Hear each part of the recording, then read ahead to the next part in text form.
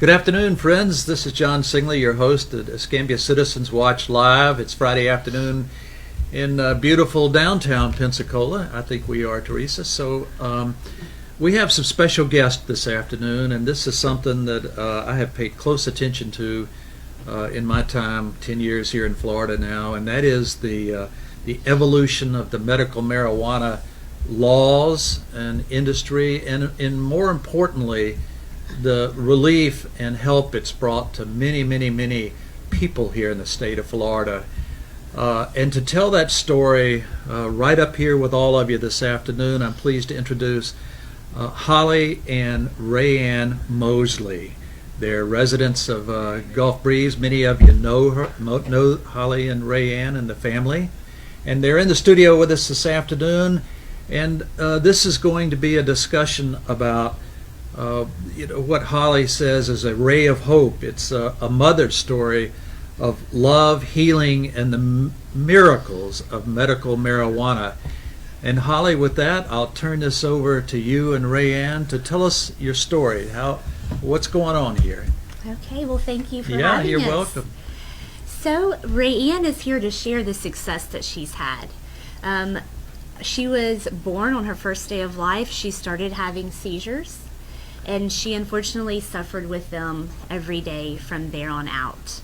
RayAnn came to live with us when she was 2. We met when she was a patient at Sacred Heart Children's Hospital. I was her nurse, and she was a patient looking for a medical foster home. And I fell in love at first sight and begged my husband, can we bring this little girl home and give her a Christmas? And so that's what we did. And once she came home, she did not leave, did you? Yeah. And 2 years after that, we were able to legally adopt her. And then we decided to add to our family, and we added Presley and Gabrielle. So all along we thought, she said shucks, all along we thought for sure that we could fix this. We'll give her medications on a stable basis, and we'll do all of our therapy appointments and everything we're supposed to do, and we'll fix her. But what we didn't understand is that intractable epilepsy, her diagnosis is actually she has a KCNQ2 variant, so it's a hereditary diagnosis, or a genetic diagnosis. It was not that easy to treat, and so we tried multiple seizure medications. Sometimes she was on multiple medications at the same time, and they just made her very lethargic, and which means very tired. And she was falling a lot, and she just didn't feel her best. But what also the problem was, they weren't controlling the seizure activity. And so we didn't give up. We kept going. We ended up going to Miami Children's Hospital and had her evaluated for seizure surgery, which means it would be a brain surgery. But she wasn't a good candidate for the type of surgery we were hoping for. Yeah, so we didn't do that. Then we decided to try the Vagal nerve stimulator. And so that's the little device that's implanted under the skin in her chest. Where's it at, RayAnn? Right there. Where's the scar? There's a a scar. Yes, there is a scar there, and it connects to the vagus nerve. And it's supposed to work similar to a pacemaker, so that when she has a seizure, it's supposed to try to stop the seizure. Again, it wasn't terribly successful, so we kept going. And that's when we finally decided to get a third opinion. And that's something I encourage all parents to do, is to just never give up, to keep searching, get as many opinions as you need to get until you get the answers, and the help that you're looking for. And that took us to Shands, the University of Florida, and we had Dr. Paul Carney, who we tell every day that he saved our life. He hooked RayAnn up to a 24-hour, a week-long EEG. And so this is Miss RayAnn when she was very sick at Sacred Heart Children's Hospital. But here is what it looks like to have an EEG. And so she was hooked up to an EEG, and she had to spend the whole week in the hospital bed and have her brainwaves evaluated. And this is what it looks like for the brainwave, for the seizure, or for the activity in the brain. And he told us that RayAnn was on 4 anti-seizure drugs, and she was seizing constantly at night. And so that's terrifying. So he said, we're going to actually take away one of her medications. And so for me, I'm thinking all this time, more meds, increase the dose. However, he had a whole new way of thinking introduced to us. Let's find the med that's right for her. And so he took away a med, and her seizure activity improved. Then a few days later, he took away another of the anti-seizure drugs, and her seizure activity improved even more. And so now this has my husband and I kind of really a whole new way of thinking for us. We have to find, again, the med that's right for her, the treatment that's right for her. And so we keep going. We're going through kind of a roller coaster ride of good days and bad days. You know, we're making the most of the good days. Our family's active, and you know, we're at the zoo and playing sports and at the beach. Then we have really bad days where, you know, here's some pictures. You know, just tough days of RayAnn in a wheelchair and just not feeling well. But, you know, again, as parents, you never want to see your child suffer. You're going to do whatever you have to do to find a treatment for them. And that's just what we did. We just kept looking. And we tried all Mom? different... Yes, ma'am. What? That is an EEG. That's when you're... I know. What is it? No, the pajama. Oh, that pajamas. Those are very old pajamas. You can't fit into those anymore. We had to find a certain type of pajama that would work with your hookup. Yeah. And you know, find anything? Yeah, we found a few pair. Yeah, look. That. It worked out. This. Yeah. And what other? But let's tell them the good news, okay? So, Yeah. Daddy is watching a documentary on CNN called Weed, and it's by Dr. Sanjay Gupta, and you've seen it. It features a little girl that's having seizures, and her mommy and daddy are scared, and they don't know what to do to help her. And Wait, what's the little name? her name is Charlotte. And so she lives in Colorado, and she's able to try medical cannabis. And so her parents give it to her, and they see success. Her seizures get better. And so mommy and daddy watch that documentary, and we say, oh my goodness, we have to get that medicine for RayAnn, right? And so that was our goal. We were able to get in touch with people in Colorado and go out there and visit and learn more about the plant and its medicinal properties and how it's grown and how it's processed. But the coolest thing is we got to meet other patients that had relocated from all over the world to also have access to this treatment. And so after leaving there, we had a fire lit under us. We had hope again to, you know, this could work for RayAnn. And just a few counties over, Representative Matt Gaetz had seen the same documentary. And he also called out to Colorado and said, this is too good to be true. How can I make this happen for patients in Florida? And so we were connected, and he invited us to Tallahassee to share our story and to talk at a workshop. And then it turned into talking at every committee meeting and making appointments with representatives. And I'll never forget being there. We met with one representative who, going in, we were told that he probably was not going to support the bill, but after hearing our story, he changed his mind and became one of our biggest advocates. So just with a little education and compassion, we were able to turn and change people's minds and hearts in Florida. And the Compassionate Medical Cannabis Act passed in 2014, and RayAnn got to meet Governor Scott And she took over his office and sat in his chair and made herself cozy. Do you remember that day? It was a Yeah. It was How about another day? Okay. Can we? Yeah. It was a very it was This day was another day. it was not. It was a very special day. No, that thing. When was this? So this was taken the day that the bill passed the Senate floor, and it was headed to the governor's desk to be signed. And so we wanted Governor Scott to meet RayAnn and be able to put a face to this bill and to this need, so that when the bill's on his desk, we make sure he signs it. And so and he did sign it, and it went into law in 2014. And so, unfortunately, it still took some time for the rules and the regulations for the Florida Department of Health to be able to write the rules and regulations before the plant and the product would actually be available to patients. And so it was during this time that RayAnn's seizures started to increase. She's getting older, and she was hitting puberty, and we were seeing an increase in her seizure activity. So we decided, with the support of a neurologist, that it was time to get started on the treatment. And so that's what we did. RayAnn started.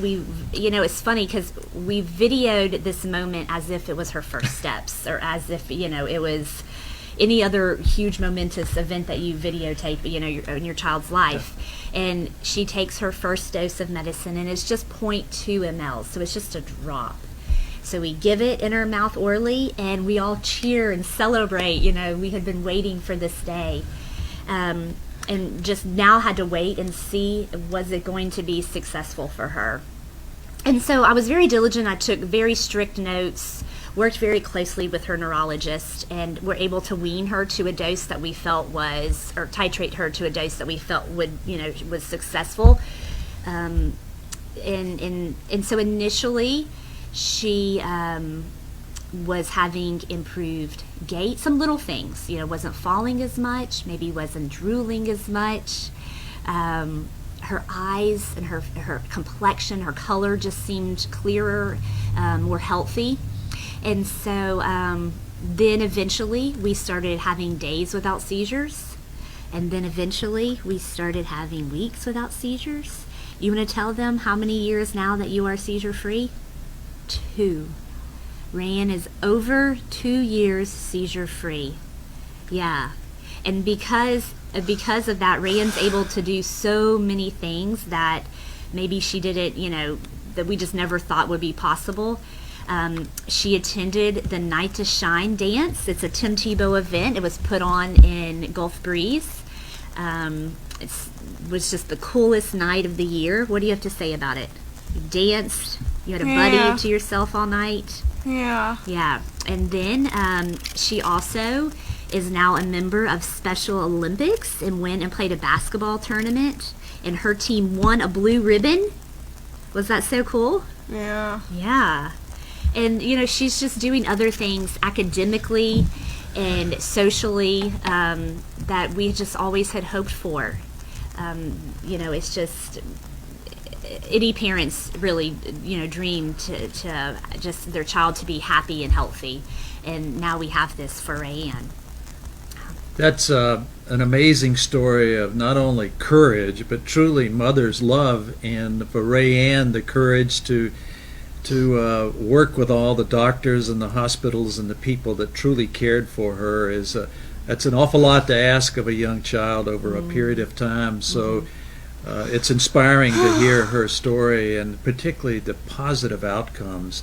Holley, what would you tell other parents about your journey? I mean, could you to save parents some of the heartache and the trouble? I'm sure this wasn't easy for the family, not only taking care of RayAnn, but also figuring out how to navigate the medical world and this new world of medical cannabis. What would you tell other families that may be in similar circumstances? Right. So I say you need to build a strong team around yourself. And you have to realize that you as the parent, particularly the mother, is the head of the team. And so I had to learn as much as I could about epilepsy. But you're a nurse. I am. Yeah. So that gave me a little bit Right. of a heads up. Yeah. But, and then you just have to learn as much as you can about your kid and their epilepsy, and how they respond to medications and treatments. And just build a strong team. So find a really strong pediatrician that you trust and that gives you your cell phone number and you can speak with about anything and everything. Then you have to find specialists. And so RayAnn has many specialists. And just finding strong specialists that will all work together. And you as the parent have to navigate all of that. And then it even dwindles down to teachers. Finding a good school placement and teachers that are supportive and loving, and finding therapists, physical therapists. So it just goes on. You just have to build that solid support system for your child. You mentioned Dr. Gupta's book. His Weed. Documentary, Yes. Weed. What was the big takeaway from that? What do you remember most in your journey? Just the hope of, for children with epilepsy, once they have don't respond to the second anti-seizure drug, the chance that they'll respond to a third or a fourth is very slim. It's like 4% chance. So we knew we had to start looking outside of the box to other forms of treatments. And so this gave docs another form of treatment, potentially for kids that were labeled intractable or had no other form of treatment available. What are some of the resources that are available here locally? Could you point to for other families? Yeah, so I think so regarding epilepsy or special needs, we have a really actually excellent community with so many different resources for Autism Pensacola, to epilepsy groups, to Special Olympics, or all these, to connect with other patients and families is great. But then from the medical cannabis point of view, I think it can be challenging and it can be extremely overwhelming for patients and for families to get started on that. So I think, again, you have to talk with your doctor and see if they're comfortable with this choice that you're making and if they will help you with this. And then if not, then you have to find a doctor who is willing to help you. And so you can go to the Florida Department of Health's website and you can click on a link that will give you a list of all the doctors in the state of Florida who are eligible to write a prescription and add you to the medical use registry. And then you meet with that physician, you pay out of pocket, and you meet with them, you get your medical marijuana card if you're a qualified patient, and they'll add you to the registry. And then from there, the patient goes to a dispensary and picks up their medication. But they will then have a card that shows that they're legal to use this product. You mentioned earlier that you were adjusting RayAnn's medication, trying to find the right level. I think I still hear in the community, not just here, but everywhere I travel, there's still people who think that the medical marijuana that are available in these regulated states like Florida it'll get you high. And if I use this, I'll never get a job where there's drug screening and things like that. Could you separate fact from myth for us, Holley, at least in Florida? Yeah, well, I can definitely share for RayAnn's point of view. RayAnn was taking an anti-seizure drug, and she was on clonazepam. And so Klonopin, is a very strong drug. She had taken it every night for 7 years. And anytime she had a seizure, she was given an emergency dose of diazepam. So she was taking drugs already that are very dangerous and serious, heavy medications. Our goal was to get her off of those medications and to give her an option that was potentially not going to get her high or make her sedated or feel lethargic. And so we had, in our research, we had learned about the difference between different plants of cannabis, and we were interested, and RayAnn takes a product that's very high in CBD, which is the non-psychoactive part of the plant, and very low in THC, which is the psychoactive part of the plant. So our goal all along was to give her a product that was not going to make her high. And so she just takes this plant, or she just takes this dose twice a day. And we were able to completely wean her off her her clonazepam. So she's completely off of that. The weaning process of coming off of one of those medicines is really tough. But we got through it, and she's almost completely weaned off her other seizure drug. She's at a very low dose of 12.5, and she'll be off pharmaceuticals and just using the CBD oil. I was talking to a family member who works in oncology, a nurse also in oncology, and she said to me recently, she said, Dad, we are finding the tremendous outcomes with medical marijuana with oncology patients. And I said, well, do they fear starting this because they'll get high? She says, look, these patients are so high already from opioids and other medicines. This is, medical marijuana is nothing. And if they can, and as they use the medical marijuana more, they are able to get off of opioids, some of them, and it affects their chemotherapy in positive ways. And she said, it is actually, she said, if anybody thinks this is a dangerous stuff, you ought to see the drugs that we're using in this hospital. So I can relate exactly to what you're saying. And I would say to all our viewers out there, if you're still not sure what to think about medical marijuana, I'd say to you, use an open mind and listen to people like Holley and RayAnn who have done it, used it responsibly and to great effect in their lives as well. I think the sooner we as a society can get off of these opioids, the much better we're going to be, both as a society, our health, and our budgets.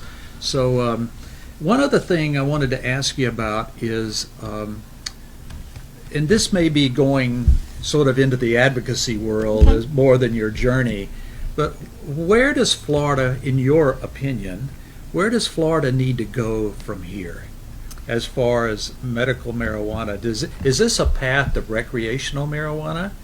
What are the next steps the state government, in your mind, need to take care of the people who are benefiting from this? Yeah. So I don't care if people want to use marijuana recreationally. I think it's safer than other options. However, I think it does confuse people when it comes to the difference between medical and recreational. So I just focus on teaching people about the medical side of things because I've seen it work. I know it works. I know it has the potential to help so many patients. There's so much research out there, again, on the use for cancer patients, on the use to help people with autism. I mean, there's so many other diagnoses that we're just barely hitting that we need to, and it all goes back to research and availability in the States. So much research is being done in Israel. I follow all of their sites and all that they have going on, and it's just absolutely encouraging. And we need that for Florida, and we need that for the U.S. More research. Oh, 100%. More research, can only lead the way to helping more diagnoses. Well, I will speak for everybody here in the studio today. Teresa Hill here back behind the cameras, and the Clement family who provides us the facility to work in here, that we are really happy that you could find time to come in with RayAnn. This has been one of the more inspiring broadcasts we've had. And again, I would say to all the viewers out there, if you want to know more about this, Holley has written a book, and she was just telling me the book's available now around town. You want to say a little? Yeah, say something about that. You can find it online too. at Amazon, right? Yeah. And RayAnn loves YouTube, and she's put it on YouTube. And I think Holley, not to speak for Holley and RayAnn, but I think the benefit of a book here is that it helps educate. More people can look at this and with an open mind and see how, in your family's case, it's been a huge and positive benefit to you. So to all of you who've joined us this afternoon, and I know many of you are going to be watching tonight and tomorrow night. I know how this works on Facebook. We thank you for joining with us, and to the Mosley family, So cheesy. may all of your days be bright and shiny, and Thank may you. you have a healthy and productive life. Thank you for so joining much. with us.